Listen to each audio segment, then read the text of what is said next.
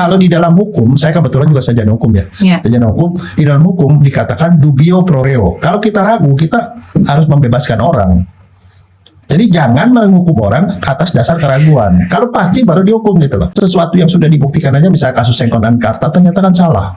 Ternyata bukan dia pelakunya, dia udah dihukum mati. Tahu-tahu ada orang yang ngaku kalau dia yang melakukan. Kemudian kita kedua, kita pernah juga salah itu pada kasus robot gedek. Dia dituduh mensodomi anak-anak sampai 12, kemudian dia dihukum. Dan apa yang terjadi begitu dia hukum, ternyata kasus berlanjut di luar. Benar loh, kok dia dihukum masih ada.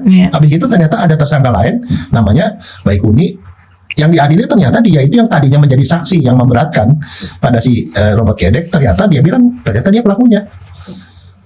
Nah, itu dasar itulah makanya di dalam hukum bilang dubio pro reo. Kalau kita ragu, kita harus menyingkirkan. Contoh begini, ada orang perempuan diduga dia diperkosa. Dokter forensik periksa swab dan usapan vagina, diperiksa ada benda yang seperti sperma tapi nggak ada buntutnya. Seorang dokter tuh tidak bisa mengira-ira dan kemudian dia ngomong sehingga orang dihukum.